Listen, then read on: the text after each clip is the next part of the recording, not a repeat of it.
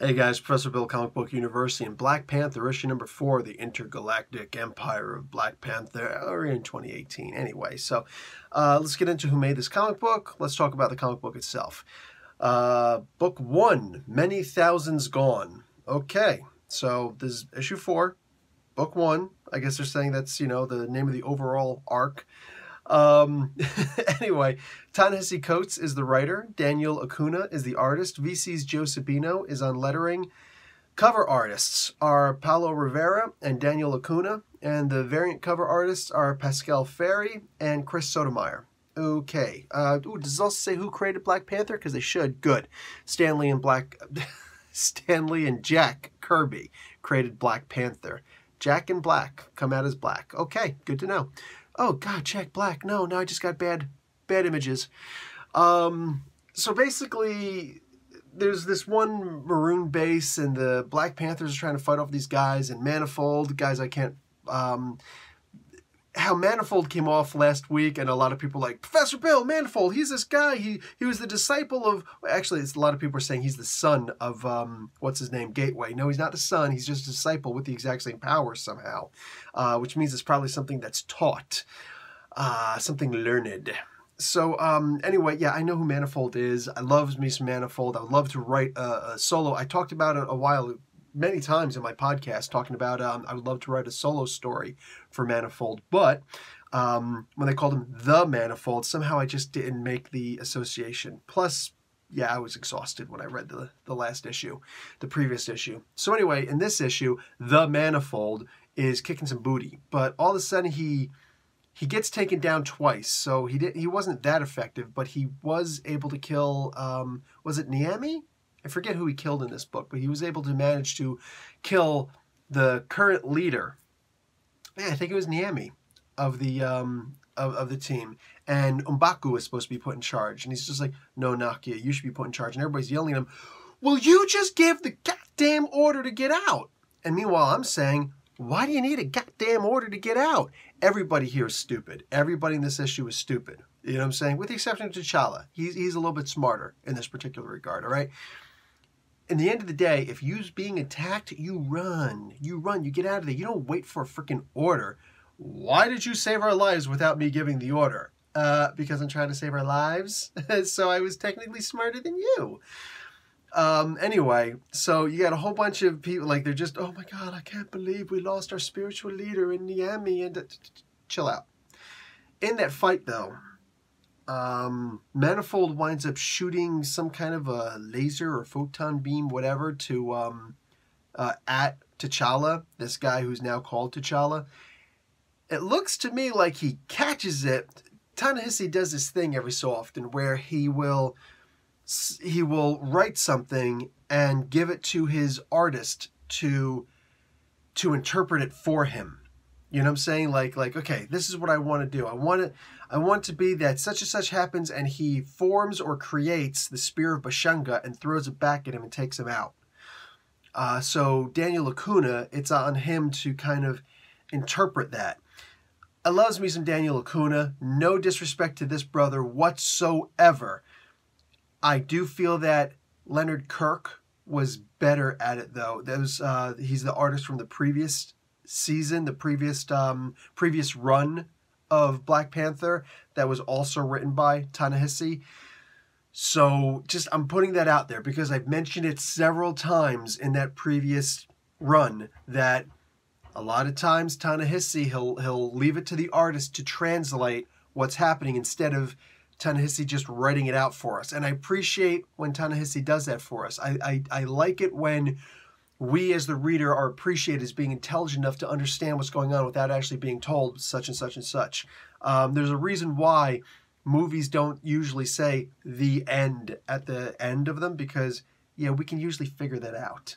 Of course, they used to always roll the credits at the beginnings of movies, not at the ends. So you'd have, sometimes they figure you have to put the end. But the rest of us can usually see the blackout and go, is that really the end? They're really ending it like that? Oh my God, how could they do that? Is there going to be an after credits? Is there going to be a mid-season credit? Whatever. Like, dude, we're all over the place right now. But, Usually when a movie ends, people can figure out for themselves that a movie ends. All right. And likewise, ta-nehisi understands that, and he doesn't insult our intelligence by writing the end, you know, at the end of a comic book, or giving us everything that happens. He allows his writer, or excuse me, his artist to convey the message that he wants put out there, that he wants us to understand. But right now, I don't think that Daniel Acuna and ta-nehisi quite have that gel at the current moment. I don't think that they're gelling like felons. Remember those old commercials? Anyway, I don't think that they really have that kismet that they're looking for. Leonard Kirk undeniably had that, and he was able to put out what was in ta-nehisi's head. He was able to understand what was in his head and transfer it to paper. So it's not that he's a better artist. I'm not trying to compare who's a better artist, but he understood what was in ta-nehisi's mind, at least, and was able to translate it. So there's that. So here, not everything is fully understood. So I think that what happened is that, as I kind of indicated, Manifold shot a laser or some kind of photon beam, whatever, some kind of energy attack. Somehow, the current Black Panther, which is probably our T'Challa proper, grabbed it, formed the spear of Bashanga, and threw it back at him. Now, it's not explained how important this is.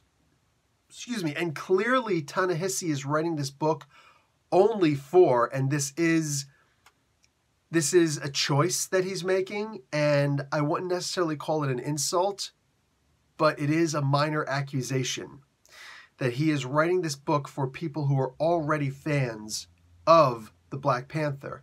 Not just his run, but the Christopher Priest run especially, but also, you know, all the runs that have come before it. People who are longtime dedicated fans of Black Panther. How many people right here, without having seen my video on Zuri, you know, 10 things about Zuri, or just Zuri explained in a minute. I forget if I was doing 10 things at the time. I think I was. So, you know, 10 things about Zuri explained in a minute, where I also explained the Spear of Bashanga in there. How many people actually know what the Spear of Bashanga is? Because if I remember correctly, the Spear of Bashanga was only mentioned in one issue, like 1 or 2 panels in Christopher Priest's run. Nobody ever really talked about it before. Not really. Not in any kind of depth. Nobody ever really went into it and how important it was until Priest's run was actually something else, and Zuri actually carried it because T'Challa couldn't be bothered with it, or at least he was more about, you know, let's respect Zuri, who was actually a friend of my father's at the time. Yeah.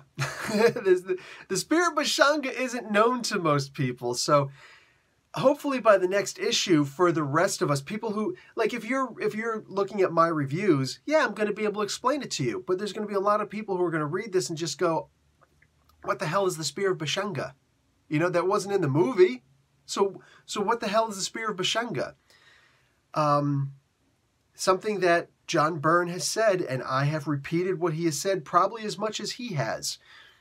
Every comic book that you write is somebody's first comic. So if you do not have some way of explaining what this, that, and the other thing is, then I don't know what you're going to do. So what can you do about it? There's a whole ton of things that you can do, a metaphysical ton of things you can do. Maybe have a thing in the back. He's already got maps and things like that in the back. Ta-nehisi's great with doing these maps, you know. There's a whole bunch of, you know, things in the back. Why not also have, you know, a quick little history of the Spear of Bashanga? Why is it so important? A little paragraph, a short 3 or 4 sentence paragraph could, should, would be enough. You know, here's such and such, see the back of the book. Something like that. How hard would that be? Hey man, it's great for me. People who are my fans, people who are watching who don't know what the Spear of Bashanga is, boom, there you go. You know, it's the original spear that, you know, Bashanga, the first of the Black Panther line, who we know of, he created the spear. The tip was made out of vibranium, and, you know, boom, you know, like it's the ceremonial, you know, it's like a scepter, a king's scepter. Black Panther uses a spear instead, the Spear of Bashanga, bang. But it's, in fact, I think that was actually the first thing that was ever forged by vibranium when they discovered vibranium under Bashanga's rule. So You know, like there's a lot of history there. Why not explain that? Why not give an idea instead of just the spear of Bashanga? And me, I'm going, oh, cool. But then I'm also thinking about all the other people who won't know what it is, who are going, WTF? So there's that. So yeah, ta-nehisi is, I'm not going to call him an elitist, but the way that he's writing this, it's almost elitist. All right. And I know, and like, I hate even giving names like this, because I know there's a lot of people who hate him just because he dares to be outspoken. How dare you believe in this, this, and this?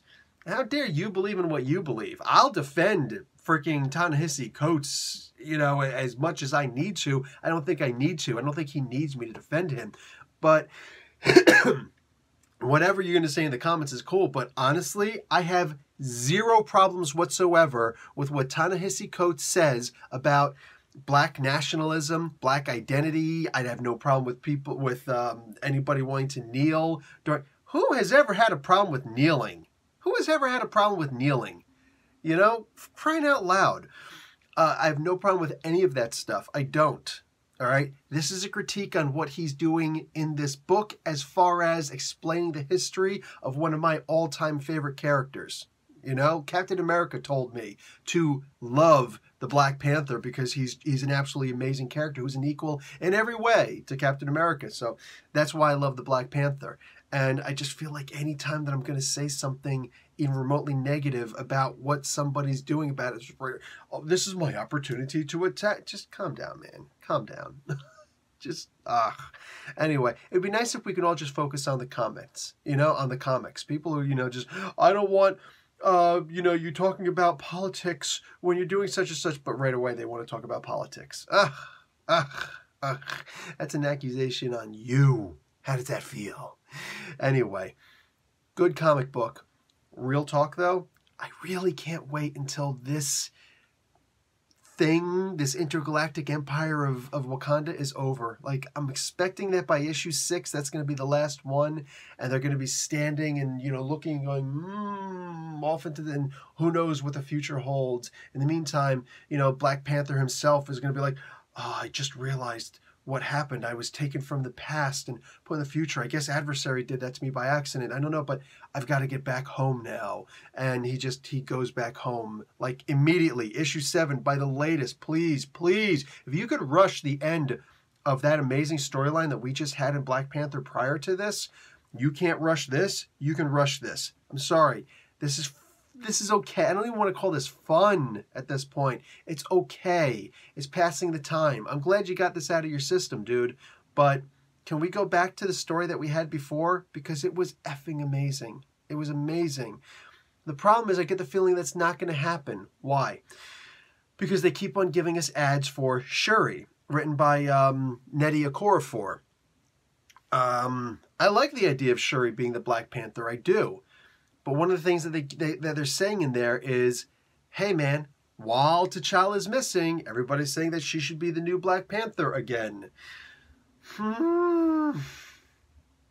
Dude, again, all due respect, I don't think that Nnedi Okorafor has... Look, she's good with getting the deadlines. Now, obviously, she's done a lot of digital stuff. They just recently gave her a physical copy comic book, that Wakanda thing, crossover with the Avengers and with the X-Men and with Spider-Man, with the Dora Milaje. All good, but not great. Not great. That's the problem I'm having. So, it doesn't even look like they're giving her a particularly great artist. So, I'm going to give that one 10 issues. Maybe it'll go longer. Maybe it'll be amazing. Maybe she'll finally... Because, look, anybody's going to say, oh, Nnedi, yeah, she's horrible. But no, she's not. No, she's not. No, she's not. No, she's not. She's amazing at writing, okay? I don't really want to read her Binti stuff because it's not meant for me. It's not written for me. But my wife might enjoy it. You know what I'm saying? If she ever gets around doing that, to reading Afrofuturism, she might. But it's definitely not written for me. All right. the trick of it is, I don't think that she has her comic book voice yet. She doesn't have her comic book pen, I should say, yet. So, excellent writer of novels, of paper. She's a PhD, for crying out loud. Sorry, you don't get to be a PhD without proving yourself as being an amazing writer who can back up everything that you're saying. Dude, I don't have my PhD. I don't even know if I'm going to go for my PhD. I'm kind of happy with just, chilling here, working on my master's. You know what I'm saying? That says something. Like she's a multi-time published author on a wide array of works. But I don't feel that she has her comic book voice yet. So taking a character as important as Shuri and just, here you go, you can write it. I'm not overly excited to see that. Plus, from the title, it looks like Black Panther is going to be staying in the future. And this kills me, but I might actually not be reading a Black Panther series if that's the case, because I don't think I could stay on this comic book past 6 issues. Like if it's going to be this future storyline thing, because I just can't get into it. I can't get into this story. I'm not feeling it. Not like that. So what I'm hoping for, man, there's a long video, is what it is. I'm preaching though. What I feel I'm hoping that what happens is that ta-Nehisi looks at this and says, okay, people aren't feeling this, so I am going to bring him back to the present. All right, this Earth 616 present. But I also can't have him back in charge of Wakanda again because, Shuri's going to be there and she's going to probably be the new Black Panther. So I don't want to mess with Nnedi Okorafor's stuff. And good, you shouldn't. If it was planned this, then you should stick with this. Or at least, let her stick with hers. So, hey, what if he goes rogue? What if Black Panther goes completely rogue? All right? It almost looks like he's going somewhat rogue over in the Captain America books. So they could show that he's doing the dark web stuff. He's staying low key. He's got Captain America working for him, or at least he's working with Captain America. But it looks more like Captain America's working for him in some regards, not in a traitorous aspect. And boom, like just maybe get a couple other agents that he's working with. I mean, like that's what he does, especially in the previous series written by ta-Nehisi. That's what Black Panther has been doing. He's been grabbing people and like, hey man, Thunderball, why don't you come work for me? Really? You'll let me? Okay. I would work for him. I would work for him in a heartbeat. Shoot. You know what I'm saying? These guys are just expats at this point. That's not a bad thing. That's usually a really good way to make some money. But the point is, there are lots of different ways that he could keep Black Panther out of the limelight of Wakanda in general. And wouldn't the Black Panther be more excited? Wasn't he more effective when Hickman was writing the Fantastic Four and all that? Wasn't Black Panther more effective when Panther was working in the shadows, working in the background, the Lord of the Dead? Wasn't he more effective? Because I think he really was. Put the knife where it belongs. Like, wow, man. So he could go back to doing that. Just like that. And I think it'd be pretty cool. Anyway, video's long enough, dude. Wow. Anyway, so that's it. Yeah. Please bring this back to the present. This was a cute little trip to the future. Can we... I don't want this anymore. I'm good. And yeah, let's try and... Yeah. All right, guys, that's it for me. Man, I'm tired. Professor Bill, Comic Book University. Class dismissed.